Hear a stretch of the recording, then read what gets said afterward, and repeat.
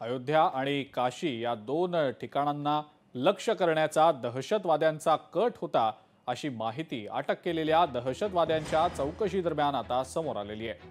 अयोध्येतलं राम मंदिर या दहशतवाद्यांच्या हिटलिस्टवर असल्याची देखील माहिती मिळतेय।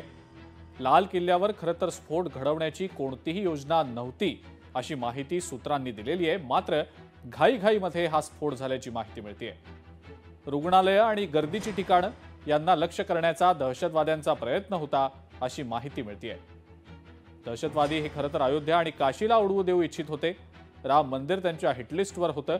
स्लीपर सेल्स सक्रिय झाले होते, असा एक मोठा खुलासा अटक केलेल्या दहशतवाद्यांच्या चौकशी दरम्यान आता समोर आलेला आहे।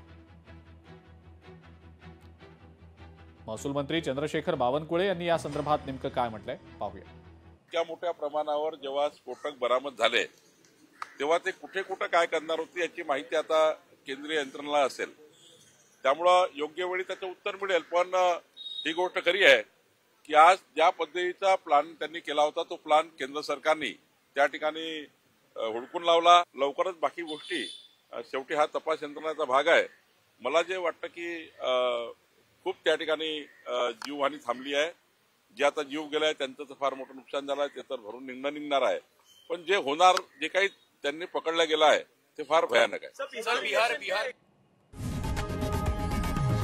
लोकशाही मराठी ऐका, पहा, जागरूक रहा।